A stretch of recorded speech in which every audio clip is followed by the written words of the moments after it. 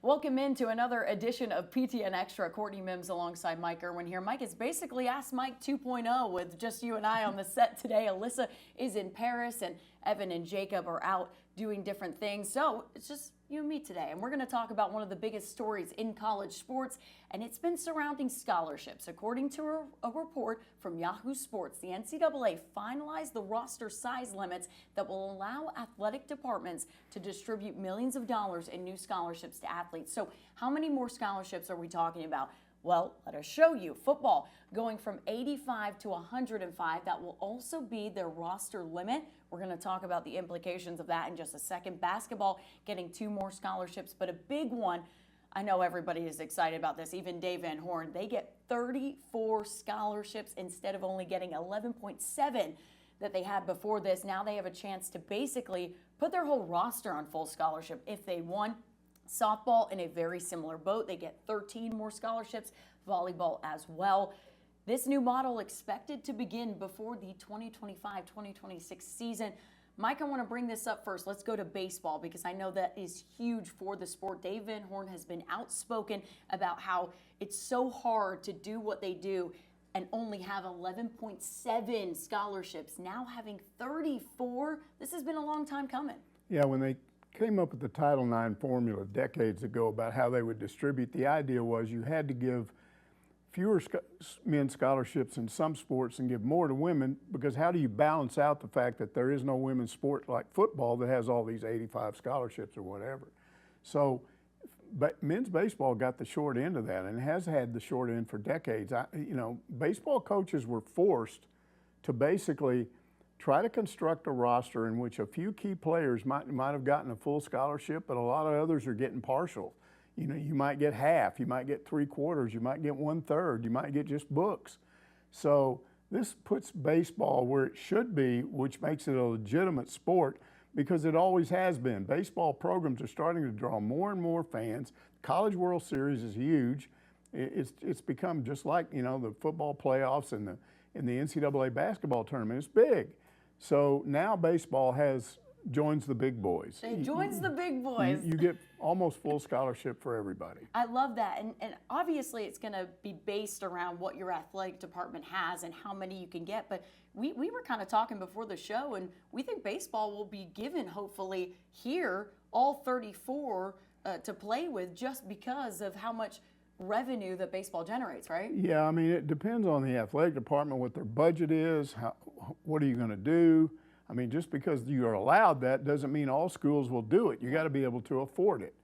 I've got all kinds of questions about this, but it looks like to me, and this hasn't been talked about, and this just kind of got sprung on everybody, but it almost looks like the feedback on the so-called super division was not good. We know for a fact on media days, the commissioner of the SEC he said that athletes we've talked about don't want to get paid by the school. They don't want to become employees of the school. They want to keep NIL. So maybe this is and we know that super division was all about a plan to make the court systems more amenable to the schools, because this is what caused all this in the first place.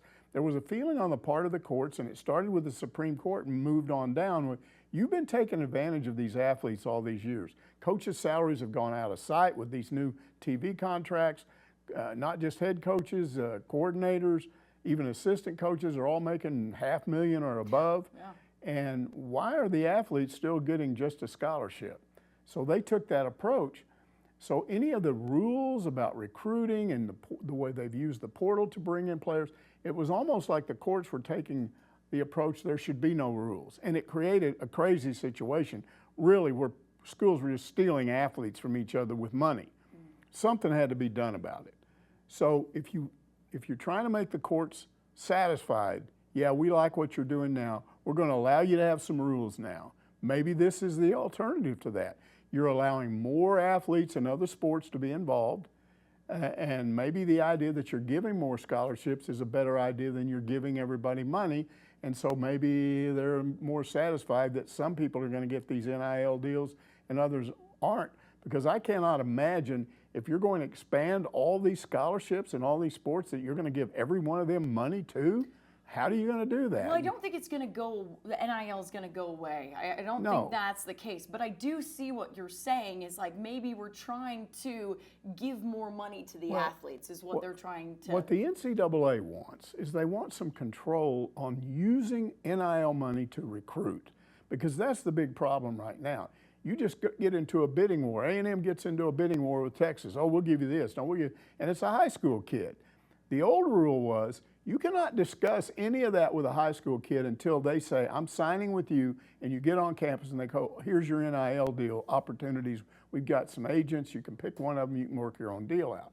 So maybe this will satisfy the courts. Yes, that's okay now. You can do it now. Well, you couldn't do it before, but we've expanded scholarship opportunities. We're making it fair, and they're doing this for women too. More scholarships for the women. Yeah, we went through that. So this is going to cost more money. It's going to cost every athletic department more money, but maybe not as much as if you had to pay each one of these athletes $30,000 a year or $40,000 or whatever. Absolutely. I'm not sure what's happening here, but this doesn't sound like the super division. This sounds like some alternative to it. Maybe so. And we don't know just yet on what will happen in the future with that. We just don't know right now. I do agree with you, though. Something that I noticed when looking at this model, and I think other people did too, is what does this do about walk-ons with football? Having 105. It eliminates them. It goes away. I mean, the Burlsworth Trophy, what do you do with that? I mean. Yes, but the good news is all those guys, where one or two of them were getting scholarships at some point in the season, now everybody's got a scholarship.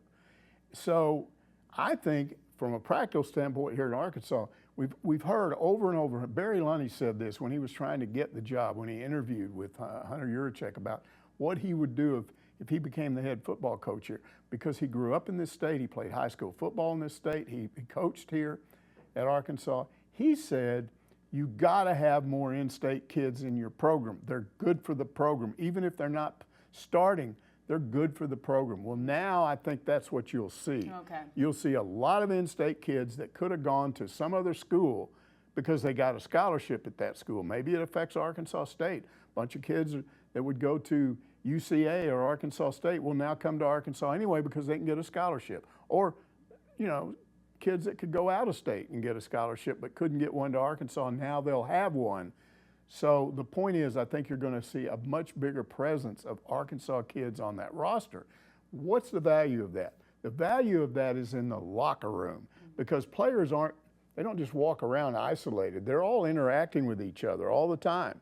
And if you're around a bunch of Arkansas kids, they make you understand what it means to be a Razorback. You're not just here playing. You're a Razorback, and I grew up in this state, and this is what this means to the fans, and you need to understand this. So from that standpoint, I think it's good. It's not good that I don't see how the Burlsworth Trophy survives if there are no walk-ons. So I don't know, maybe they'll have to modify it and have I don't know, like a trophy for people that are scholarship 85 and above. You know, just scholarship 85 and above. If you were 86, players. 87, all the way up to 105, maybe they can have a trophy for that. I don't know. Maybe it will be an award given out in the smaller schools, because you probably will still have walk-ons at those smaller programs that cannot afford to put 105 players on scholarship. But there's also this, and I remember this when I was a kid. There was a time, this is how old I am, there was a time when there were no scholarship limits on football. Right. And you would see a school like Texas, a school like Arkansas, they might have 105, 110 kids on scholarship. What that allowed them to do was steal players away from other schools. In other words, you might have TCU offering a scholarship to a kid, but Texas can come along and say, well, I've got more scholarship than TCU. I'm going to steal this player away from you. So this could have an effect of making the bigger schools even bigger. So the money schools, Texas, A&M, Tennessee, Ohio State, schools that have huge athletic budgets, this could give them an even bigger leg up in football. I mean, it's going to affect the transfer portal too. It's about to be even more crazier, right? Oh, the transfer portal would go nuts if you have that many players on scholarship, and you're going to have them all jumping into the portal because they're not happy where they are. Yeah. Something's got to be done with that portal. Yeah. And I don't know how this fits into that, but maybe if you're making the courts happy with this expanded scholarship opportunities, maybe then the courts will say, yes, you have a right to go back to your one transfer rule. You can transfer one time. After that, you got to sit out. And you got to sit out for a season or and whatever. you get no it is. NIL money, something like that. No NIL money. Oh, well, I think if you're going to, yeah, I think they'd have to do that. Allow you to transfer once. But after that, can't just keep bouncing around trying to get more NIL money. But I think you're allowed to still make money off of your name, image, and likeness. I think you can still collect money off of that even if you're sitting out for a season. I think sitting out for a season is enough to maybe make players go, okay, I don't want to go depends there. on if you're getting money out of a collective or if it's an actual real NIL. Sure, if you're getting money out of a collective, but people can still pay you to be in their advertisements. Well, I don't know how they'll do it. I just think they've got to do something to prevent this. What you have right now in college athletics is unlimited free agency. Yeah. Which means I can go to this school, they'll agree to pay me this amount of money. Wait a minute, I've been here a year, this school over here. We saw an instance where a kid left Alabama, went to another school, and before he ever played at that other school, he was back at Alabama. And it's all based on NIL money. Absolutely. Well, that's nuts.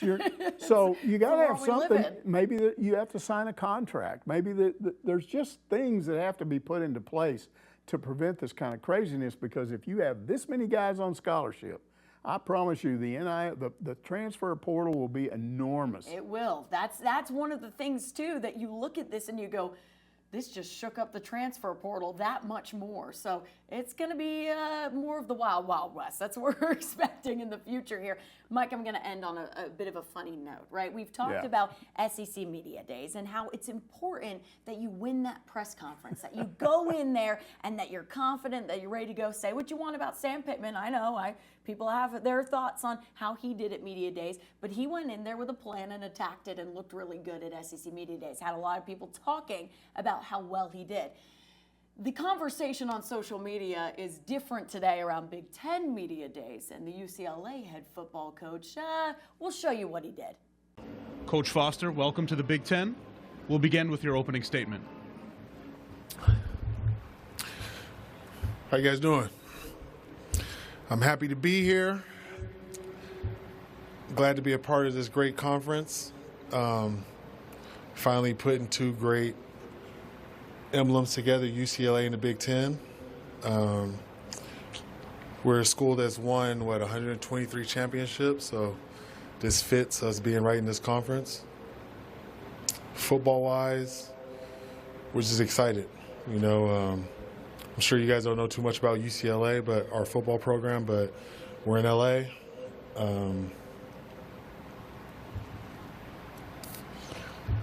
It's us and USC.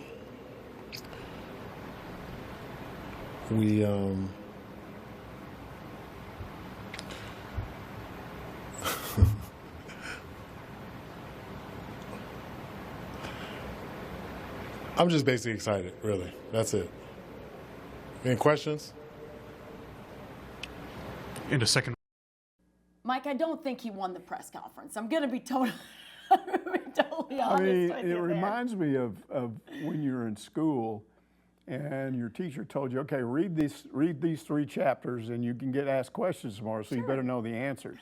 And then they just randomly pick somebody up. Okay, Mike Irwin, tell us what chapter 2 is all about. And then you're just going, well, it could be about a lot of things, and then it might not be about many things at all. And you're just talking in circles. Might not be about many things at all. You're just talking in circles, and everybody's laughing because they know you didn't read it, and you're not being able to fake out anybody. The teacher's not stupid enough to think you read that.